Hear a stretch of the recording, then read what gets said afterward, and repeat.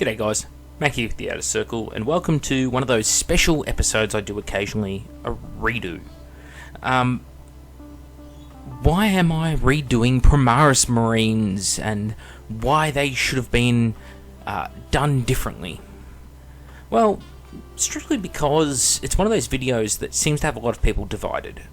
Quite literally, it's like the same like to dislike ratio, and you read the comments and you kind of get the impression that the points I was trying to get across just didn't land with people.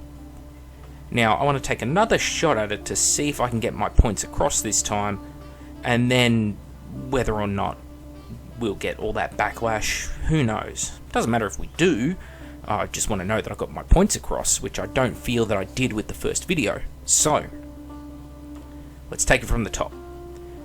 Primaris Marines. Nobody really cares that they've been introduced to the lore. Let's be honest. It doesn't matter that there's new superior Marines, anything like that. The problem comes from the fact of how they were introduced into the new lore. Now, I've done videos that got across very well why Primaris Call, for example, is a Mary Sue character, and why he's only there to have a reason for these models to exist. Now, the thing is, doing this has enraged a lot of the fans of the lore and the fluff, the stories.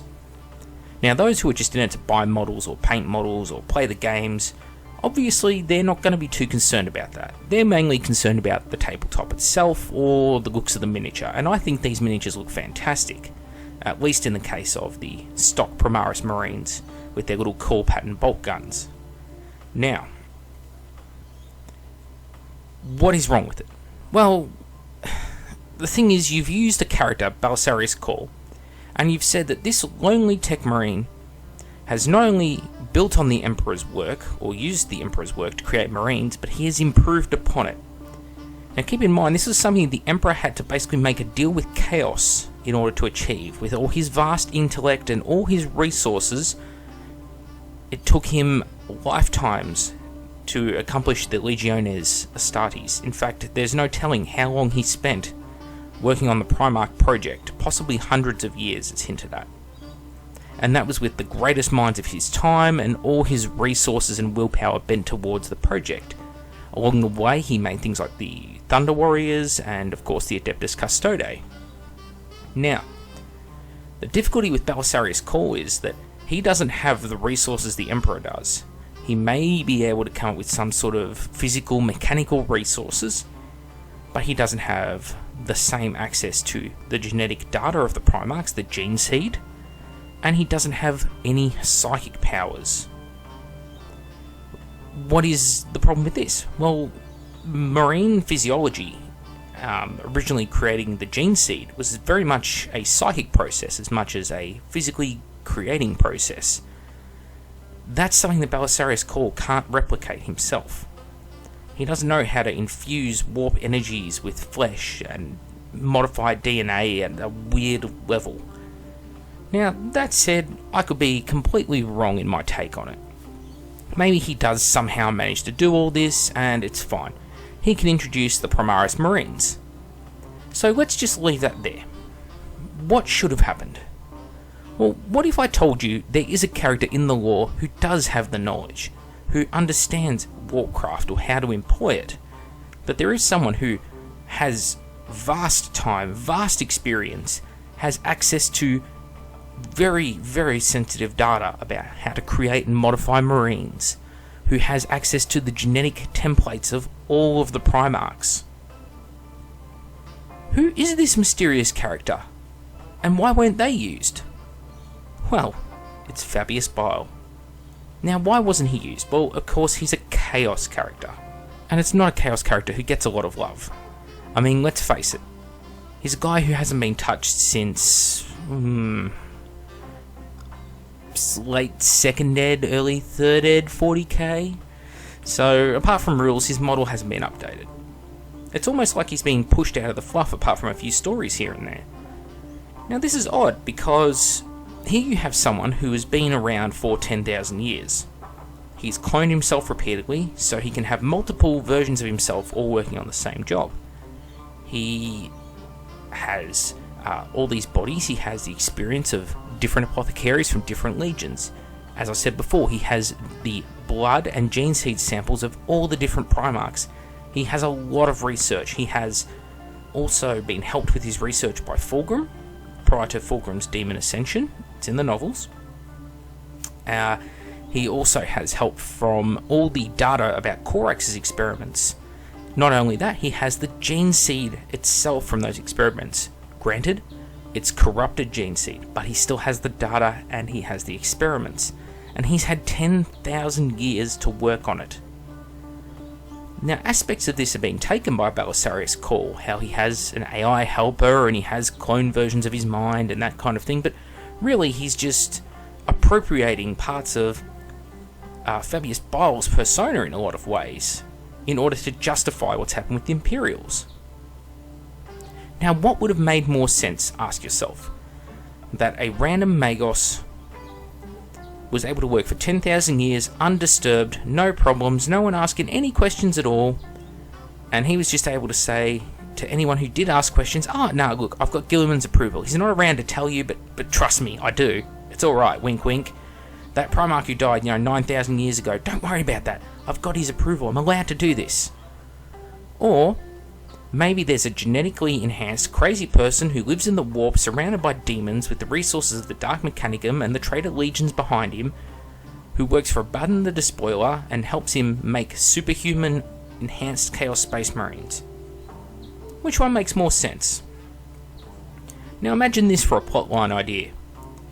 With the fall of Cadia, wouldn't it have made more sense for a group of super Astartes to be leading the charge for Chaos? Genetically enhanced super soldiers led by Fabius Bile, brought into the service of Abaddon the Despoiler, because, hey, Abaddon has that kind of influence, he'd be able to get them. He would probably have bankrolled a lot of the experiments that caused them to come into being. So these super Chaos soldiers rock up and they just sweep through the Imperial defenders. People talk about how they literally tear Marines in half and it's terrifying and all this kind of thing. Now, not long after this, Guilliman awakes and he finds this out. Guilliman then sits down with Belisarius Cawl and the Magos biologists, and together with his Primarch abilities and knowledge, combined with the Mechanicum's resources under his command, is able to then come up with the Primaris Marines. And they do this in response to Chaos. Guilliman sees that he needs more. What he's got is not enough. That the Marines that they have are just not strong enough anymore. He needs to create bigger, better, stronger Marines, and he's the only person alive in the Imperium who's able to do this, and he bends all of his might and tactical genius, get it, to this task. That makes more sense. But instead, we have a guy who's not only creating new Marines, he's creating their armor, their weapons, their war gear, as in like their tanks, their planes, that kind of thing. He's creating multiple types of armor. And then we're all just being told, hey, here it is. And that's why people don't really like this law. Because I think a lot of us could see a way of doing it that wasn't offensive. That doesn't just shit on your intelligence as a fan of the hobby. When I say that Fabius Bile could have done it first, I say that because it makes the most sense. It's something that's been built up to. It's a plotline that's been hanging there since 2nd edition 40k. And instead, it was just brushed over. In fact, he hasn't had any impact on the fluff, on the plot, anything with the Gathering Storm. It's all down to Belisarius Cawl. So instead we have this character now who's basically just there to have a reason to bring in new equipment. Every time something new comes out now, they'll just say, Belisarius Cawl, working on it 10,000 years. When it could have been someone actually working on it for 10,000 years, namely Fabius Bile. And the beauty of him is, even though he's in the warp and you don't need to explain the time differences because, hey, it's the warp, he can pretty much do anything, at least he did clone himself many times, and that's why he has been alive for 10,000 years regardless of the fact he's in the warp, whereas Belisarius Cawl has been alive for 10,000 years because reasons. So you can see where the problems occur here. Also, they talk about the possibility that Belisarius Cawl used Corax's research, that kind of thing, to create his Marines. Well, it was tainted research. And since Corax had all of the Primarch genetic material required to make his Marines with him when it got spiked with demon's blood, well, none of it's useful. So I don't know what the point is in saying that Belisarius Cawl used his experiments or created his own Primaris Marines from it, because none of that makes sense. All Corax's experiments did was take existing aspirants, young boys, and where the progenoid glands slowly turn them into an Astartes, this thing just hypercharged the process. This was like pure fucking horse steroids being injected straight into their eyeballs. This was potent stuff, and it transformed the boys because basically you were putting a Primarch's DNA into a human's body and it was overriding the DNA that was already there. That's how that process worked as far as I can tell, as opposed to progenoid glands, where the whole point of them is to slowly mould the body and many surgeries take place to implant different organs. This thing was doing it by itself. It was a potent thing and quite different to just, the standard indoctrination process. It didn't give you Primaris Marines, it gave you people who'd been morphed into a miniature facsimile of a Primarch, which is different. The Primaris Marines are different to this, so I don't know where the defense of them comes from. But anyway, I digress. Perhaps let me offer up another idea. What if instead of Belisarius Cawl simply making the Emperor's Marines and making them better and stronger and with no hint of chaos taint and with extra organs and all these other things, what if instead of that, instead of making better Marines, created better Thunder Warriors? You see, there's a story in the Horus Heresy novel series that talks about a couple of Thunder Warriors who survived the purging of the Thunder Warriors at the end of the Unification Wars. For those who don't know, the Thunder Warriors were the thing that came before Marines. Bigger, stronger, but full of flaws like hyper-aggression, didn't follow orders too well, lots of tumours and things like that growing, terrible life expectancy. They were a flawed template. But it is shown in the Horus Heresy novels that there was actually a way of stabilising them, and that was by using the progenoid glands of the Adeptus Astartes and implanting them within these Thunder Warriors, more or less. Now, what if Belisarius Cawl took advantage of this? Using genetic material, just standard Astartes genetic material that he doesn't have to psychically modify or anything like that, and using it to basically improve on the Thunder Warriors, to calm their psyche down, to stop their bodies from breaking down on them, and then uses superior indoctrination processes to really cement their loyalty. This would be a good way of introducing superhuman soldiers that are outside of that Marine process, that do have different organs, that have different ways of functioning compared to the Marines. Now, I'm not saying they wouldn't have their flaws, they wouldn't be the perfect Marines that the Primaris are, because in some ways the Thunder Warriors were worse than Astartes. But generally, when the two fought one another in the Great Crusade and in the Unification Wars, the Thunder Warriors would take like a 10-to-1 kill-to-death ratio against Marines, and in some instances even unarmoured would do this. So I think that's pretty telling of what a Primaris Marine more or less is.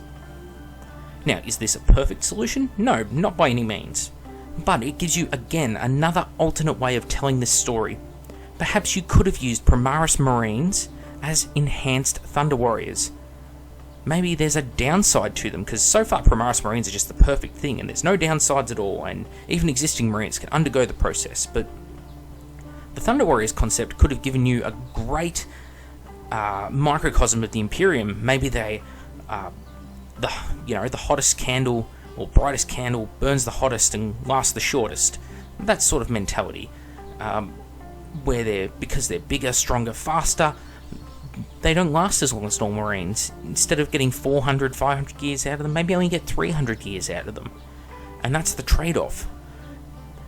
And it would still give Marine players who don't want Primaris Marines, and there are many out there, a feeling that their forces aren't just going to get superseded as Games Workshop slowly replaces the Marine line with Primaris ones over time, and the Marines just get squatted out of the game. Which probably won't happen, but it is a very real threat. And with Games Workshop's history, people are uncertain, which is why I'm making this video in the first place. So, there you go. That's 2 different approaches. I could probably come up with more if I had to, but this'll do for now. Let me know what you think in the comments below. This is one of those videos that hopefully I've got the point across now.